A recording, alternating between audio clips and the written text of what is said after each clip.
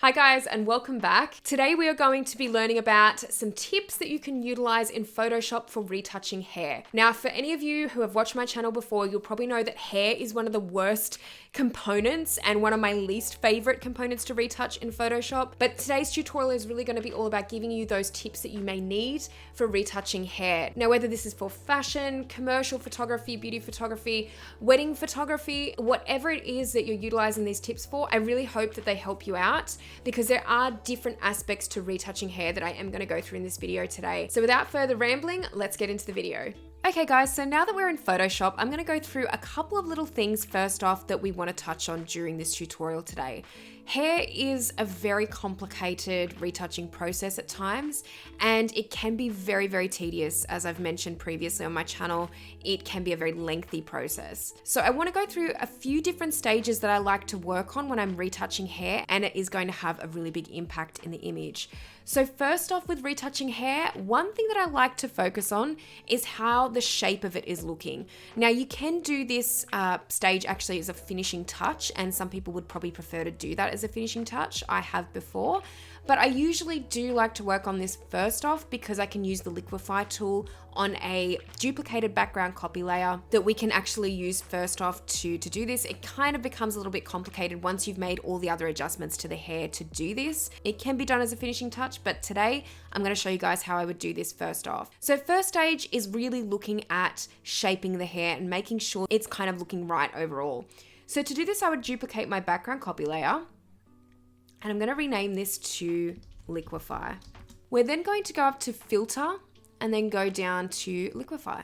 Now, it's very easy to go overboard when you're using this tool, so I really recommend caution when using it and only using it to enhance the image slightly. You don't want to be pushing the hair or making it look too unrealistic or too sharp. We just want to make sure that the shape of it and the flow of it is looking really good. So I like to make sure that my brush size is quite large for this, and I always make sure that we are on the forward warp tool. So this is just going to kind of push certain areas of the image out a little bit, and we've got quite a bit of control with that. So to use this tool on hair, I really look at where the flow of the hair is going and the bends, the curls, and how they're looking in the hair. So I really like to enhance any bouncy curls that I can kind of see on particular images. And I'm going to show you guys first off just by using a little bit of a pushing motion here, just to kind of arch them up a little bit more and enhance them, exaggerating the curls just a little bit more. You have to be careful not to affect the skin or the face when you're doing this too with the liquefy tool, and make sure that you're not pushing too far in from the side because you're going to drag all the pixels in like that, and we don't want that. So you can make your brush size smaller as you go along, but I really just like to kind of get that bouncy kind of look with the curls, making sure that we're not pushing the pixels too far off, and then kind of continue this on with all the natural curves in the hair. I don't like to make anything look too unnatural here. As I said, it's going to start to look really unnatural if you keep going too far with it, but I'm just going to follow the really natural wave of the hair and exaggerate that just a little bit more. And any places that I feel may be lacking a little bit in volume, I like to just kind of bring it out a little bit more.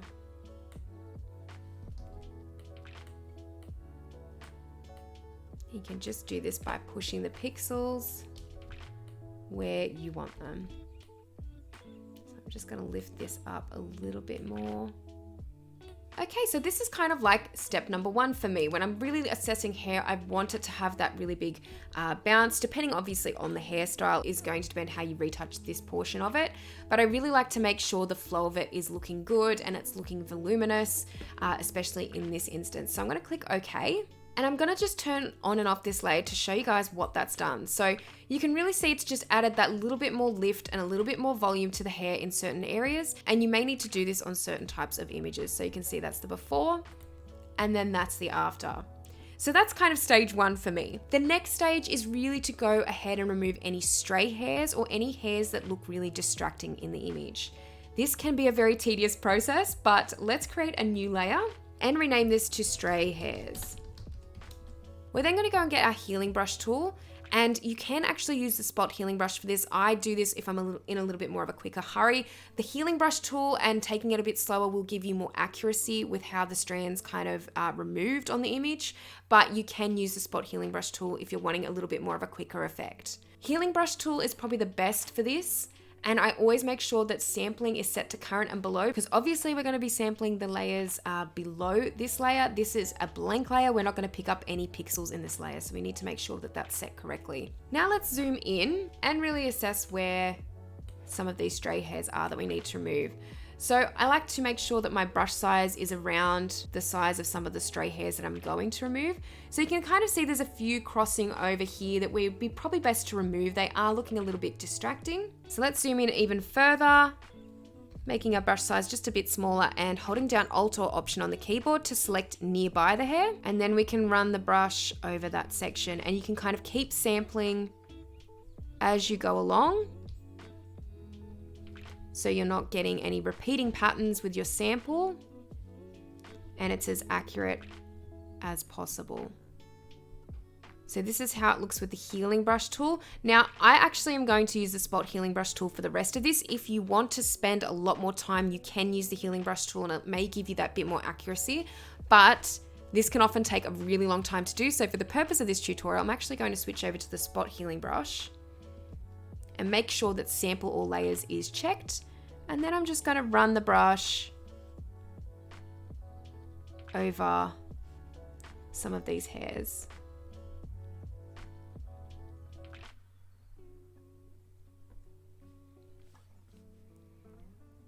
So the more you look at these images, sometimes the more you can kind of remove hairs that you probably shouldn't. So it is kind of a good idea to not be too zoomed in. It really depends on what you're working on. If you're working on something for a client, sometimes you do need to be a little bit more specific with what you're removing. But I think it's just good to stay a little bit further out so you don't feel the need to remove too much.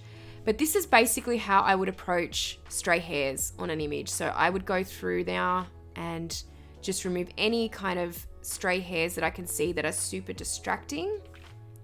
And even on the edges here, I would start to remove some of those hairs as well.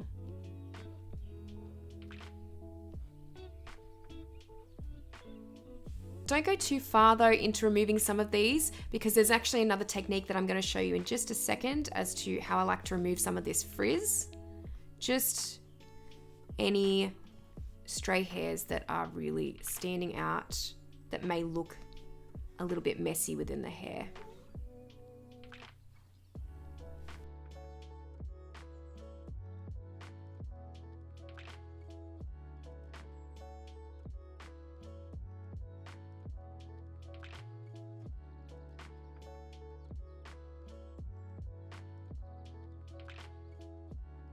It's really important to look at the flow of the hair and which direction a lot of the hairs are going in. So you can really notice if there's any hairs that are kind of like going crossways or in a different direction. Those are the ones that you mainly will need to look at removing.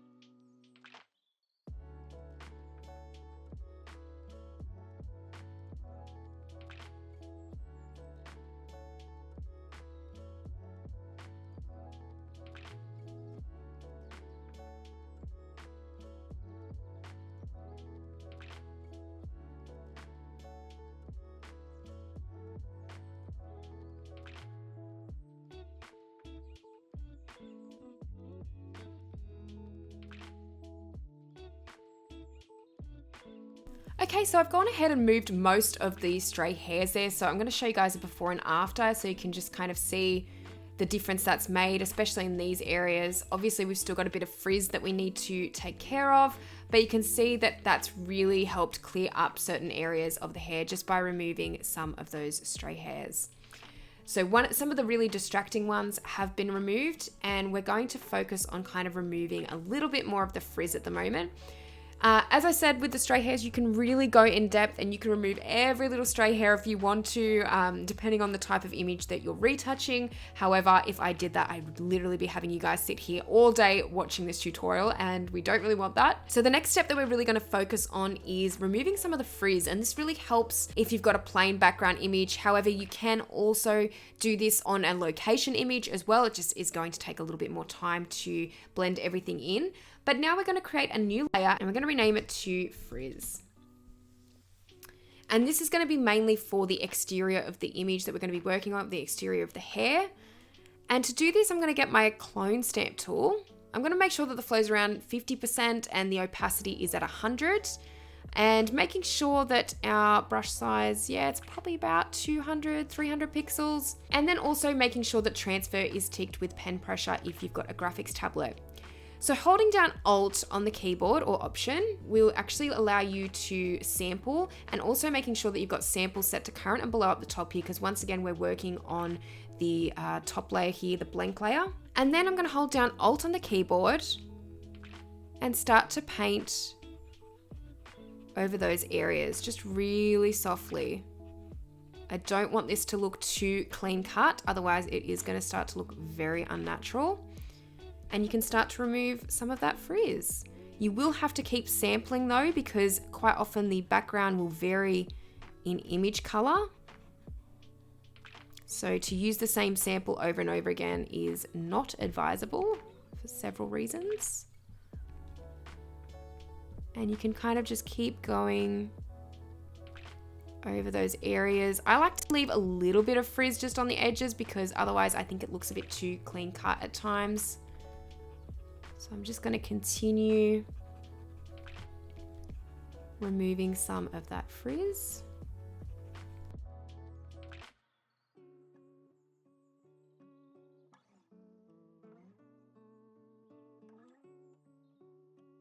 As I said, you can spend all day retouching hair, but I don't always recommend it unless it is, you know, an important project or something that you're working on for yourself or a client. Hair can be a very long process. Just kind of going to blend that in a little bit more.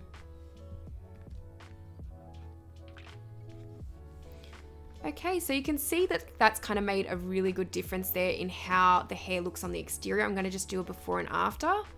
So you can see that that's just kind of removed any of that extra frizz. I'm also just going to work on this down the bottom as well. You can also use the paintbrush tool for any of these really tricky areas, and on a plain background this tends to work quite well. You can use your flow just quite low, maybe at about 10%, and hold down Alt or Option on the keyboard to actually select the color from the background, and you can paint over it. So I'm just going to make sure that transfer is selected though with pen pressure for a graphics tablet, and then you can just paint over that area as well to soften those hairs. I don't recommend using this too much in the image, because once again, this can look way too obvious. But you can use it to kind of blend sections of the background together as well. And even if you didn't want to remove all of the frizz, just to make it look a little bit softer, you can just do something like that, and just turning that on and off, you can see it's just kind of softened that area a little bit more. Now there is also the option to cut and paste sections of the hair. Now I will just recommend this as an extra touch if you really have a lot of frizziness that you need to remove on the hair. So for example, if we go back to our liquify layer here, I can actually make a selection. I'm just going to leave the feathering at 100 pixels, but I'm going to make a selection of this part of the hair because it's quite clean. And I'm going to hold down Control C and Control V to paste it onto the image.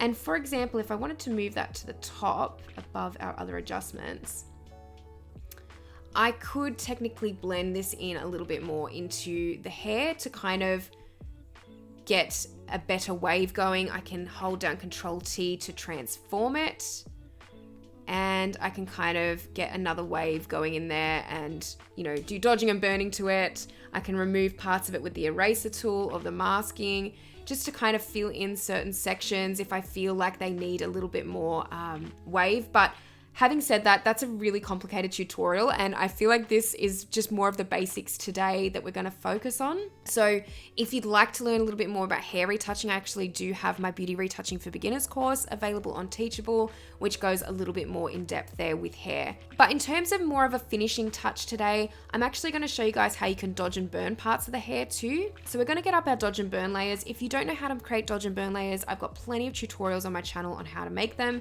But basically you would just get 2 curves layers.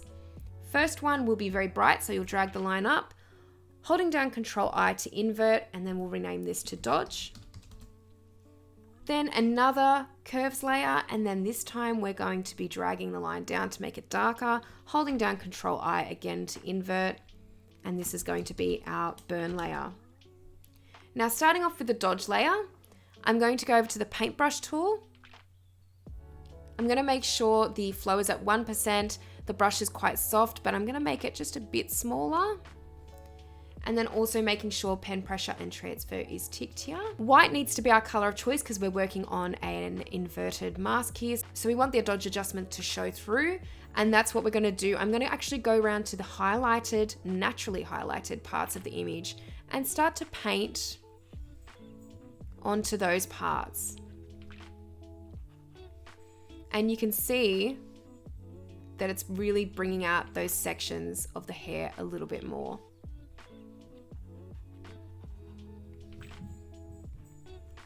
So again, you don't want to go too far with this, but just enough that it really makes a good impact on the image. Going to the burn layer, we can darken some of these areas that might be a little bit frizzy still, so particularly this area here has been annoying me the whole time, but unfortunately this is probably one of those sections that I would either copy and paste onto, or I'd be spending a lot more time to remove some of those little stray hairs. But even just by burning parts of that, you can see that it really does kind of hide it a little bit better overall. And then you can just kind of burn some of the already shadowed areas to kind of make those highlighted parts stand out a little bit more.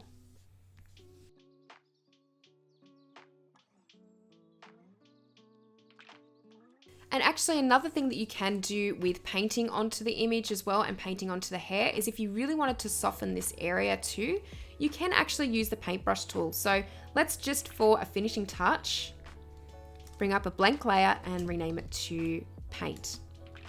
I'm going to get my paintbrush tool again, and this time I'm going to select a slightly darker color, so something around there, making sure that my flow's at 1%.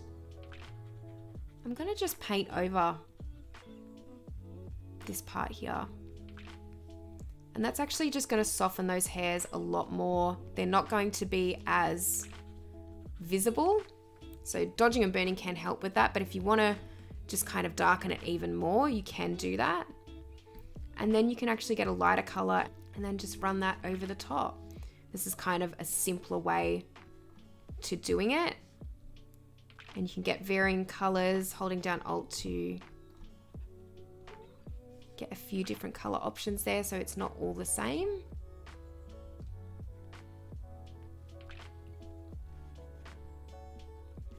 And you can see how that just makes a really good difference there in terms of it being just so messy before. You can kind of change the opacity as well if you feel like you've gone a bit too far, and work a little bit more on removing some of those stray hairs that way.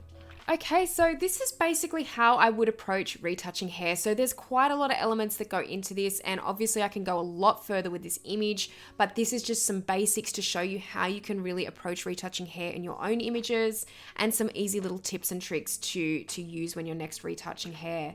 So let's do a full before and after now. So let's go back to the before. This is the before, and then this is the after. So we're really just cleaning up certain areas, highlighting other areas, and kind of making just that frizz a little bit less noticeable. So just zooming in now, this is the before, and then that's the after. Before, after. So obviously I always like to retain a very natural effect with my images if I can, so I don't always tend to go too far, but unfortunately with beauty photography sometimes you may have to. Unfortunately that is just the nature of beauty photography and beauty retouching. Like I said, you can be spending so many hours on doing this, but I really hope that these tips have helped you get started with hair retouching today, and let me know if you'd like to see more tutorials like this. Thank you so much for watching this video, guys. If you liked it, please give it a thumbs up, and if you haven't subscribed to this channel already, make sure that you do. I'll be posting much more content in future. If you'd like to see more tutorials, please let me know in the comments section below, and I will see you in the next video. Bye!